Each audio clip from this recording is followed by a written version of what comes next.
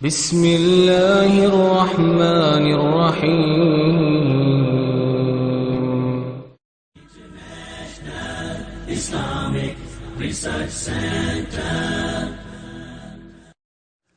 بسم اللہ الرحمن الرحیم. الحمدللہ والصلاة والسلام علی رسول اللہ.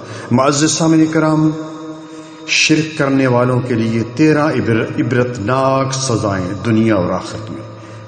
پیارے اسلامی بھائیوں اور قابل احترام بہنوں، شرک ہی وہ سنگین اور ناقابل معافی جرم ہے جو انسان کو ہمیشہ ہمیشہ کے لیے جہنم کا ایندھن بنا دے گا.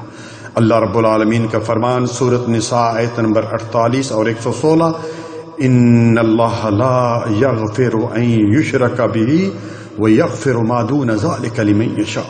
ان یہاں تاکیدن ہے، بے شک اللہ سبحانہ و تعالیٰ اس کو معاف نہیں کرے گا جو اس کے ساتھ کسی کو شریک ٹھہراتا ہے. اس کے علاوہ جتنے گناہ ہوں گے وہ چاہے گا معاف کر دے. آئیے نمبر 1، سورۃ حج 17واں پارہ آیت نمبر 31 وَمَن يُشْرِكْ بِاللَّهِ فَكَأَنَّمَا خَرَّ مِنَ السَّمَاءِ. اللہ کے ساتھ شرک کرنے والا گویا آسمان سے گر پڑا.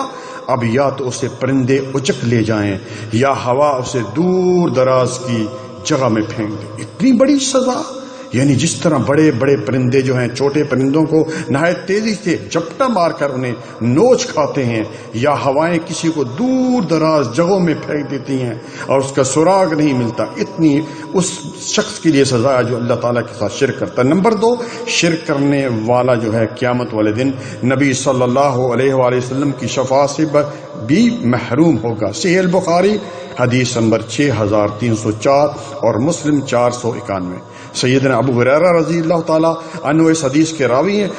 رسول اللہ صلی اللہ علیہ وآلہ وسلم نے فرمایا، ہر نبی کے لیے ایک دعا ایسی ہے جو ضرور قبول ہوتی ہے، اور تمام نبیوں نے وہ دعا دنیا میں ہی مانگ لی، لیکن میں نے اپنی دعا قیامت کے دن اپنی امت کی شفاعت کے لیے محفوظ رکھی. اللہ اکبر! کتنا پیارا نبی، کتنا اس امت کے لیے فکر ہے اس نبی کو صلی اللہ علیہ وسلم. میری وہ دعا امت کے ہر اس شخص کو نصیب ہوگی. سنیے بھائی کہ جس کی موت اس حالت میں آئے گی کہ وہ اس نے اللہ تعالیٰ کے ساتھ کسی کو شریک نہیں ٹھہرا ہوگا. نمبر 3، شرک کرنے والا نجس ہے، پلید ہے.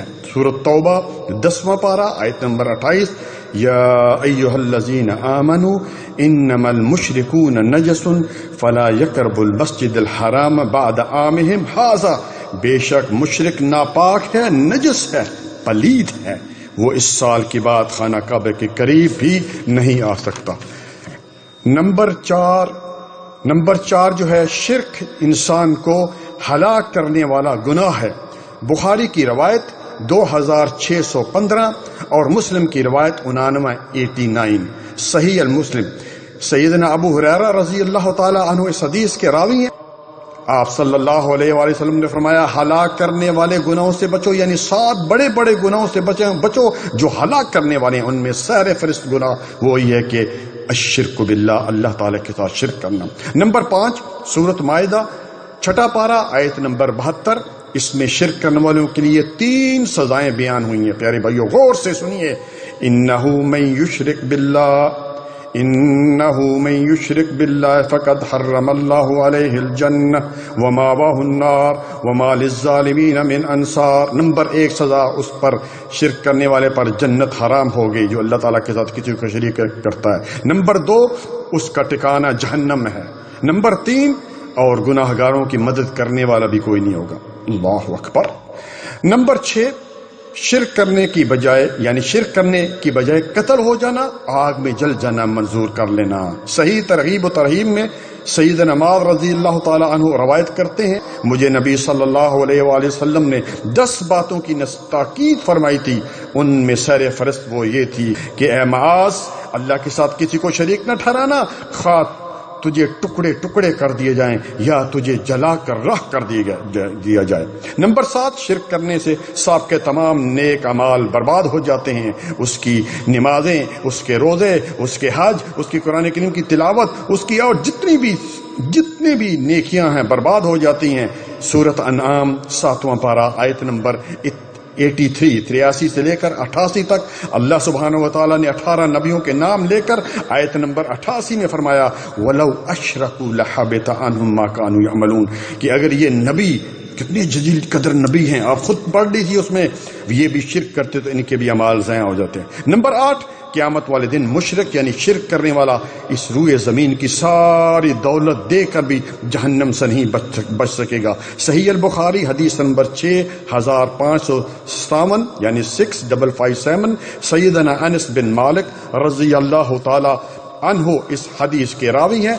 رسول اللہ صلی اللہ علیہ وآلہ وسلم نے فرمایا اللہ سبحانہ وتعالی ایک جہنمی کو نکالے گا جہنم سے اور کہے گا اگر تیرے پاس اس وقت روئے زمین کی ساری دولت موجود ہو تو کیا تم اس جہنم سے بچنے کے لیے جو ہے وہ دے دے گا؟ اللہ اکبر۔ وہ کہے گا ہاں اللہ میں دے دوں گا، ظاہر ہے جہنم کی آگ بڑی سخت ہے۔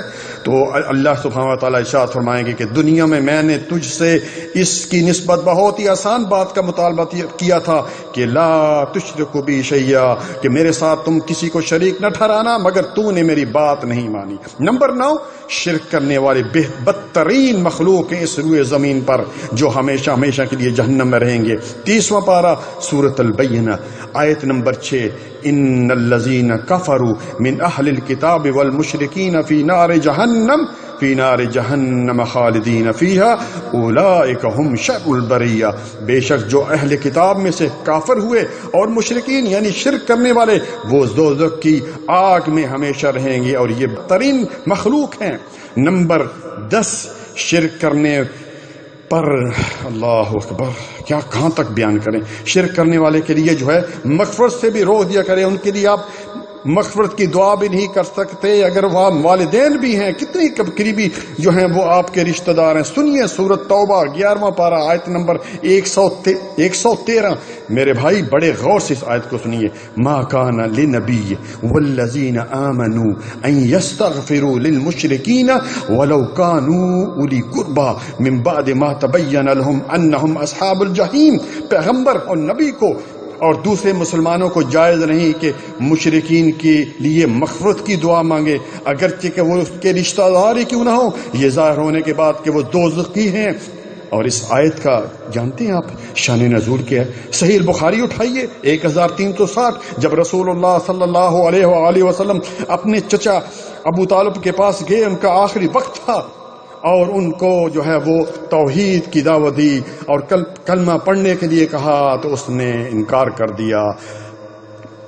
نمبر 11، وہ کیا ہے؟ شرک پر مرنے والا جہنمی ہے۔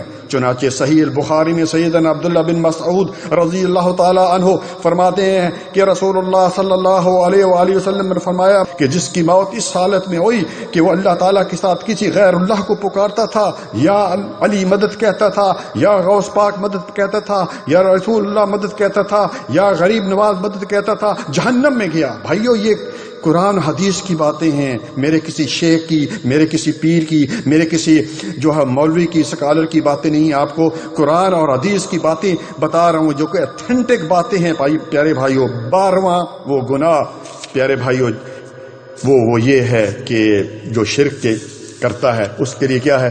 قیامت والے دن اللہ سبحانہ و تعالیٰ سارے گناہ معاف فرما دے گا اگر اس میں شرک نہیں ہو۔ حدیث قدسی ہے، سیدنا انس رضی اللہ تعالی عنہ اس حدیث کے راوی ترمذی میں ہے، اے آدم کے بیٹے اگر تو زمین برابر گناہ لے کر آئے پھر تو مجھے اس حال میں ملے کہ تو نے میرے ساتھ کسی کو شریک نہیں ٹھہرایا ہوگا تو میں بھی اتنی مغفرت کے ساتھ تجھے ملوں گا، یعنی تمہارے سب گناہ معاف کر دوں گا۔ آخری بات نمبر 13 قرآن کریم سورۃ الکاف جو جمعے والے دن آپ پڑھتے ہیں اس کی آخری آیت، فمن كان يرجو لقاء ربه فليعمل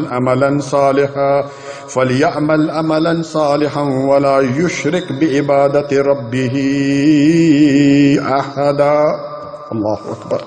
جو شخص بھی اللہ تعالیٰ سے ملاقات کا ارادہ رکھتا ہے، اور ہر مسلمان کی خواہش ہے کہ ہماری اللہ تعالیٰ کے ساتھ ملاقات ہو، دو کام کر لے، ایک نیک کام کرے اور ایک اس کے ساتھ کسی کو شریک جو ہے وہ نہ ٹھہرائے۔ تو یہ 13 یا 14 وہ گناہ تھے جو ہیں، ان کی سزائیں تھی جو شرک کرتے ہیں۔ اللہ تعالیٰ ہمیں اس شرک جیسے بڑے گناہ سے بچنے